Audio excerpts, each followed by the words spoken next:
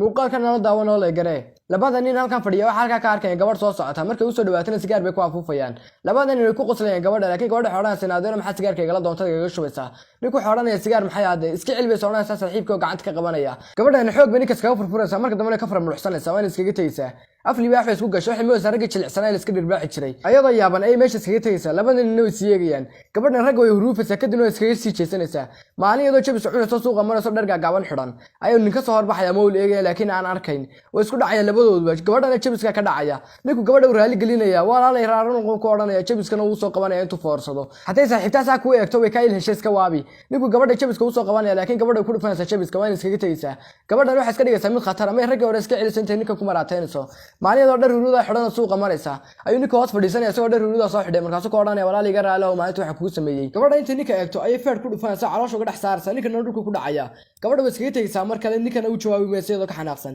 marka deedhitka jacayl ka barato iska noocan kale ninkan wax gacan ku sameeyo qaadanaya gabadhan uu la tagaya gabadhiya si socoto ayuu dibdib ugu soo baxaya markaas uu ku oranaya walaalay hooy wax niga gudoon gabadhan waxa ka qaadanaysa ninka inta eegto ayay markale idhaa kaga dhufanaysa hadii dulqaadkan in Soomaaliya laga helo waligii hal salaad kama tagin gabadhan ninka weeriyaha Soomaaliya iskaga tagaysa iyadoo idhaa ku eegaysa maalintii dambe gabadhii halka maraysa ayuu ninka arkaya isagoo meel fadhiya kadibna intuu eego ayuu ka daba kacaya markan ninku waa diyaar oo afka uu soo xidho doonayno gabadha afduubto gabadha uu soo dhawaanaya kadibna mar yar baaf ka saaray uu biifaaf ku soo buufiyay waanu ka xaysanaya wuxuu keensaday gabadhi meel cilla afkii lugaha uu ka xidhay macal gacmaha uu ugu daray ninku halkaas ka soo baxaya gabadhu hoos fadhiisanaya intuu eego ayuu cagada furka ka furanaya biyo yar cagad ku jira ayuu dhaha kaga shubaya gabadhu way baraarugaysaa kadibna intay toosto ayuu ku oranaya walaalay ma jeceshahay gabadha maay way ku oranaysaa intuu xanaaqo ayuu cagada ku dhufanaya waan iskaga tagay intuu xariga ka furo marka wadnaha laga bedelo iska noocan kale waxba ku mari maayo macna hadii jacayl la yiraahdo gabadha inta afka iska furato ay ninka ka daba tagaysaa marka dambe way ka daba cararaysaa markan bay isdhiibaysaa gabadhu ninka ku oranay maxaad iga soo daba doontay gabadha iyadoo u jawaabin ay laabta gelinaysaa